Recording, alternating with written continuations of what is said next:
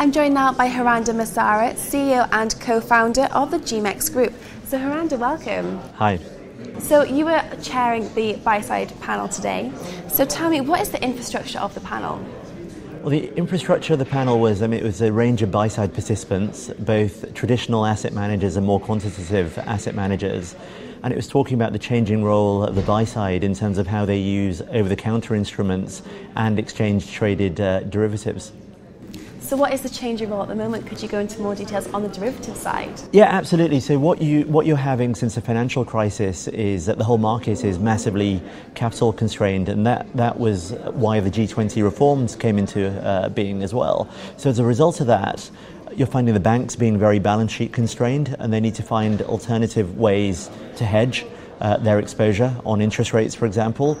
And equally, you've got the buy side who use a lot of these OTC products that are very capital constrained as well. So they're seeking cheaper alternatives to, let's say, OTC interest rate swaps, and they're moving to interest rate swap futures, for example, which is where we come in as well. Fantastic. And Hirander, this is an international forum for commodities and derivatives. So there's been some pretty in-the-know guests, and you were taking questions. So was there any questions or any topics that really stood out for you today?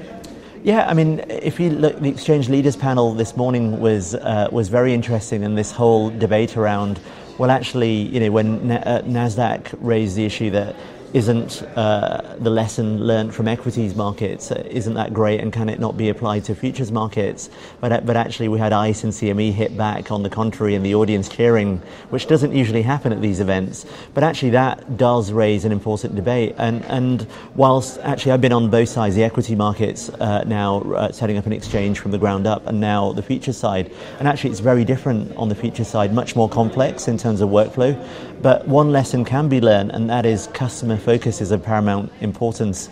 And that's where things like the buy side and engagement there comes in, because really what you've seen over the years is exchanges have become complacent and haven't really taken into account the changing needs of their customers, and that's got to change if they've got to sort of stay in the game.